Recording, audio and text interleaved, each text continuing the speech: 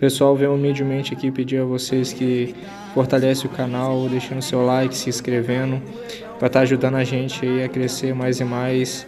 E é isso. Muito obrigado, bora pro vídeo.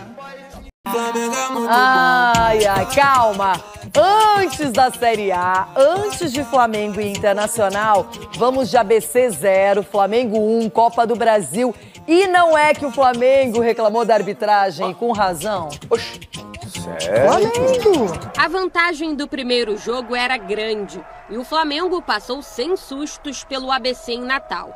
O time foi formado por reservas e comandado pelo Maurício Souza.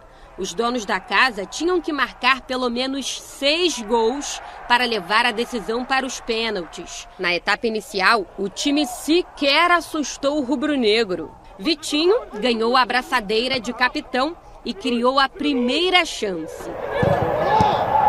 Pedro foi muito participativo. Nessa jogada, quase abriu o placar. Saída errada do goleiro Wellington e Ramon aproveitou para mandar de cabeça para a área. Pedro tentou o toque por cima, mas a bola foi para fora. Felipe! Na sequência, o centroavante deixou o Michael na boa para finalizar. Um toque de primeira, de calcanhar, mas o Wellington pegou. Aliás, o goleiro fez defesas importantes, como nessa cobrança de falta de Vitinho.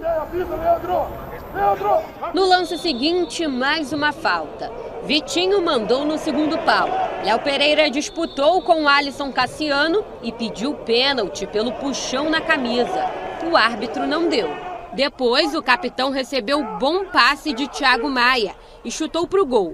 O Wellington defendeu. No rebote, Mateuzinho arriscou e também parou no goleiro. No segundo tempo, teve polêmica logo aos 2 minutos. Pedro deu uma de garçom para Michael. Ele tocou na saída do goleiro. A bola até chegou a bater na trave, mas entrou. O gol foi anulado por impedimento pelo assistente. Mas e o VAR? Não funcionou. Teve um problema operacional e aí prevaleceu a decisão do campo. A gente lamenta, né? Lamenta que aconteça. É importante que não aconteça. Eu acho que a classificação já estava bem definida, mas de qualquer forma a gente sai prejudicado. O gol valendo só saiu no fim da partida, em jogada que começou com Pedro na insistência. O atacante lançou para Vitinho tocar de cabeça para João Gomes marcar 1-0. O ABC foi em busca do empate de honra com João Marcos. Gabriel Batista defendeu. Mesmo assim, o árbitro tinha marcado impedimento. Ficou nisso, uma vitória sem muito brilho, só que com muito destaque para Pedro e Vitinho. Missão cumprida. Teve um lance ali talvez de pênalti no Léo, o gol do Michael, enfim, mas eu acho que foi um jogo difícil. Né? A equipe adversária veio realmente para vender duro a derrota, né? Fez um jogo muito duro. O Flamengo chegou à 8ª vitória consecutiva, 7 sob o comando do técnico Renato Gaúcho. Tudo bem que ele não estava na beira do campo, mas passou todas as instruções por telefone. Agora, com os titulares bem descansados, o foco é no jogo de domingo no Maracanã contra o Internacional, adversário que Renato conhece bem. O treinador vai relembrar da rivalidade dos tempos de Rio Grande do Sul e deve levar a campo Diego Alves, Isla, Rodrigo Caio, Gustavo Henrique e Felipe Luiz. No meio, William Arão, Diego, Everton Ribeiro e Arrascaeta. Na frente, a dupla Bruno Henrique e Gabigol.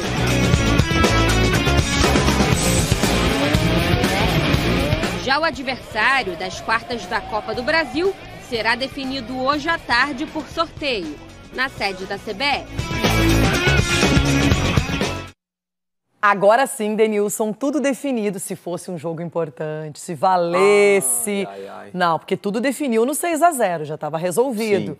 Mas o Flamengo reclamaria até o ano que vem. Só que como era uma partida já meio até amistosa, o ABC queria perder de pouco. E o Flamengo queria já acabar essa história de oitavas de final na Copa do Brasil, né? Então, falando nisso, temos a definição das quartas aqui no telão.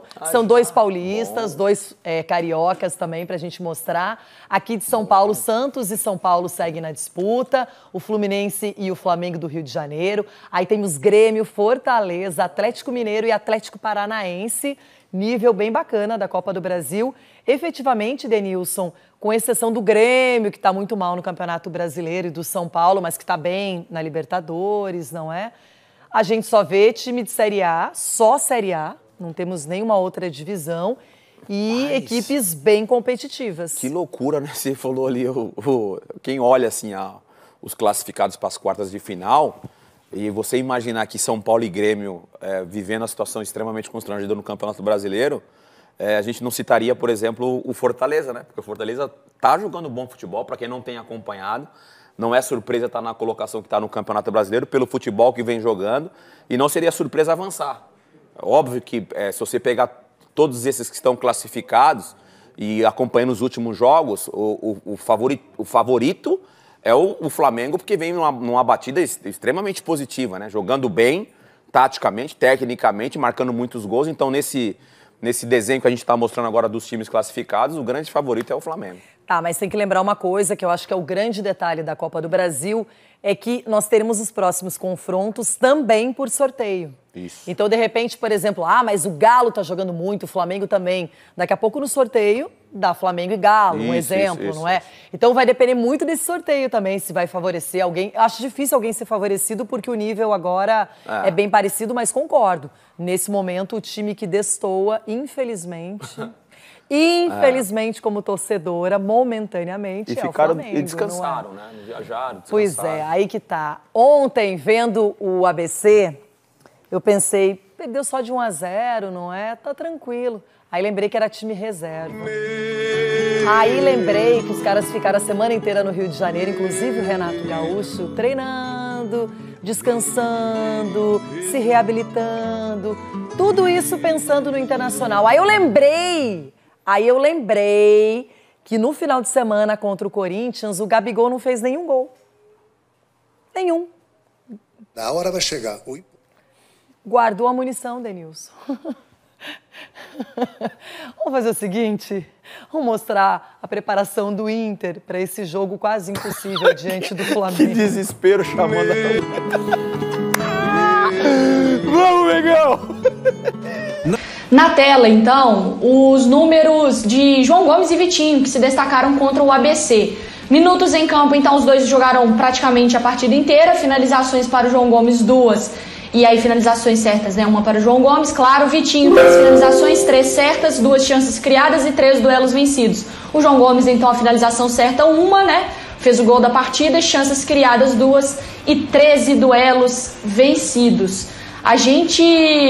tá falando desses nomes aí, né, Eugênio? E o Vitinho, principalmente, né, que tem sido um nome muito bem aproveitado, que tem aparecido sempre que é chamado aí como... Quem que você coloca como esse 12º jogador, um jogador, assim, de confiança que pode vir do banco de reservas? Eu acho que esses 3 nomes, o Vitinho, o Michael e o Pedro, têm sido mudanças recorrentes no time do Flamengo, né? Tem entrado e são jogadores que a gente sabe que conseguem... manter basicamente o nível, se não exatamente o mesmo nível dos titulares, mas eles conseguem manter o time muito competitivo, muito forte. Eles são alternativas interessantes. Não dá para dizer assim, eles saem do banco e eles melhoram o Flamengo, eles mudam a cara do Flamengo. Mas o que é muito difícil, porque o time do Flamengo titular é muito forte. Mas se eles conseguem manter uma produção semelhante, já está de bom tamanho, né? Já está de muito bom tamanho. E o Vitinho é um caso interessante repetir isso, porque ele, com o Rogério, estava sendo usado mais pela direita, na função do Everton Ribeiro, e com o Renato ele está fazendo reserva do Arrascaeta, por dentro. A gente já viu o Vitinho jogar pela esquerda também, várias vezes. Então ele tem essa versatilidade. Eu queria falar de um outro nome que nós acabamos de ouvir, que é o Maurício Souza. É o técnico do Sub-20 do Flamengo, que várias e várias vezes é chamado para dirigir o time principal. E ele me parece muito sóbrio, ele me parece muito à vontade, claro, reconhecendo o papel dele, de ser um interino, de ser ali um tapa-buracos, mas ele me parece que conduz bem esse time quando ele entra. Campeonato estadual ele fez assim, eventualmente quando tem o técnico, como ontem, né, não viaja, ou está suspenso, ou tem algum problema, ele vai lá e conduz o time com muita sobriedade, com muita tranquilidade. Eu acho que ele tem o respeito dos jogadores. É interessante e é bom para o Flamengo ter um profissional como esse. Quem sabe num futuro, ele crescendo ali dentro, ele não possa vir a assumir o time do Flamengo. Não sei, me parece muito interessante essa alternativa que o clube tem nele de segurança, para quando necessário, ter um técnico que sabe que vai lá e conhece do que está fazendo. Fala, Marra. Já que o Eugênio destacou, né, a pergunta foi mais direcionada, né, a gente tem falado aqui mais dos atacantes, o Eugênio destacou também o Maurício. A gente não vai poder deixar de falar do Thiago Maia e também do João Gomes. E nessa brincadeira, por quê? Porque são jogadores que têm entrado com muita frequência e que não dá para falar que não sejam assim, jogadores de primeira opção do técnico Renato. Se tiver algum problema com a turma de cima, esses caras vão entrar e vão jogar bem. Ou seja, já parou para pensar que a gente falou de Pedro, Vitinho... Dá um time inteiro. Oi, não ouvi? Dá quase um time inteiro aí, já falamos 6 jogadores, 5 jogadores. Isso, Pedro, Vitinho, Michael, Thiago Maia, João Gomes, já está falando de 5 jogadores. E ainda podia falar do Mateuzinho, que ontem até foi um pouco abaixo do normal. Isso é muito interessante, né? Isso é muito interessante porque isso mostra que esse time, o time de cima, que tem uma sequência, o time titular, né, que tem uma sequência muito legal, né, de vitórias, em algum momento, as exigências do calendário podem fazer o Renato parar para pensar. E se ele parar para pensar, ele tem, sem a gente fazer muito esforço, né? Ele tem 5, 6 jogadores que poderiam entrar ali e dar um descanso para outro. E aparecer bem ali também. Agora, assunto VAR, hein? Esse é Copa do Brasil, é Campeonato Brasileiro, hein, Mariano Spinelli? Não importa a competição, não importa se o jogo está resolvido ou não, ele aparece, ele é assunto, e por isso, mais uma vez, o Carlos Eugênio Simon vem aqui explicar pra gente o que aconteceu. Simon, bom dia. Ontem foi muito agitado, hein, Simon? Vou te falar que ontem, olha, foi uma confusão danada. A repercussão do que tinha acontecido em São Januário. Agora, mais um lance, assim, bem complicado e com uma